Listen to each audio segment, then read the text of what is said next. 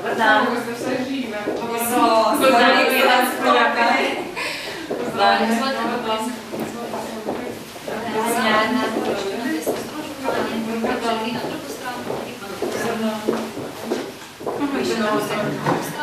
Spoštovane vinske kraljice, dobrodošle v občini Ljutomer, prestolnici Prlekije, v deželi vrhunskih vin in seveda imamo z vini tudi zelo večletno oziroma stoletno tradicijo na tem področju. Sicer ne poznam razlogov, ki so vas vodili do tega plemenitega naziva, vendar verjamem, da so bili plemeniti in seveda sem zelo počaščena, da sem lahko danes tukaj z vami in verjamem in ponosna sem, da ste sprejeli ta izziv. Namreč vaš naslov in tudi poslanstvo je seveda promocija vina, kar je za našo regijo izrednega pomena. V naši občini se namreč zelo prizadevamo, da bi na nek način zelo oplemenitili turistično ponudbo, predvsem z poudarkom na trženju vina. In mislim, da ste vi tudi pravi naslov, ki nam lahko pri tem zelo pomagate. Skratka, poskušamo pa tudi na različne druge načine oziroma skozi druge zgodbe prikazati pomen tega območja oziroma te regije z temi našimi vrhunskimi vini, kot je recimo Grossmanov festival, se pravi festival fantastičnega filma in vina, ki sedaj ta teden poteka tukaj pri nas v Ljutomeru. Tudi se poskušamo povezovati z sosednjimi občinami, recimo z sosedno občino Ormož smo podpisali pismo o nameri, kjer želimo tudi razvijati vinsko-turistične poti, ceste, seveda na tak način želimo tudi našim domačim vinogradnikom pomagati, da bodo čim bolj lahko plasirali svoja vina na tuje trge. Jaz sem zelo počaščena, da ste vi danes tukaj pri nas, seveda gre iskrena zahvala naši ljutomerski vinski kraljici, da mi je dala to priložnost in kot znak zahvale vam bom kot majhno pozornost izročila monografijo občine Ljutomer.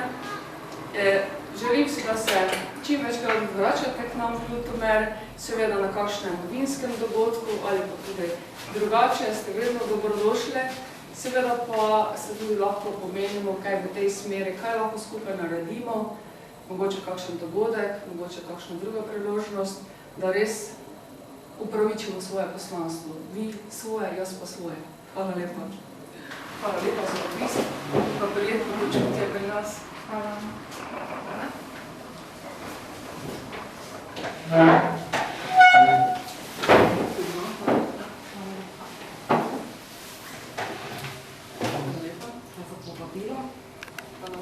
Danes smo pripravili za vas degustacijo lokalne vinske kraljice Slovenije. Grossmanov festival filma in vina združuje tako umetnost kot tudi vino. In ob tem je upravičeno, da se vprašamo, je res vino tisto, ki daje navdih umetnikom? Odgovorov je toliko, kolikor je ljudi. Res pa je, če pobrskamo po zgodovini, da je veliko umetnikom bilo vino muza.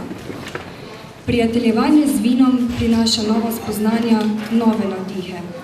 V sebi skriva nešteto skrivnosti, izpoveduje lepoto narave in človekov trud, odkriva sončni vzhod in zahod, dež in meglo, ustvarja harmonično melodijo in pisano paleto barv. Morda je to tisto, kar prevzame umetnika. Vino je samo po sebi umetnost. Vse pogosteje se vinogradnik, vinar in umetnik predstavljata skupaj, povzdigujeta drug drugega in plemenitita. Zato tudi ni naključje, da se med vinogradi rojevajo številne umetnije ob vinu in zaradi vina. Tako rekoč ni več kulturnega dogodka, ki ga ne bi pospremilo vino. Vino spremlja vse poti človeške ustvarjalnosti, človekovega hotenja po lepem, po tradiciji in viziji jutrišnjega dne. Zdaj je vino pesem. Ene starček je živel tam Videskih gora, sodijali, da bilo je nad Obeneskem. Kaj pride noč leżał kozareczek w rokach, przyjacielem zajał Jepiński. Koraba przyjdę, locitne nie czas, obsane kozareczek i nie lecie na glas. Oczenne biszki grej, sień kozarczek zej,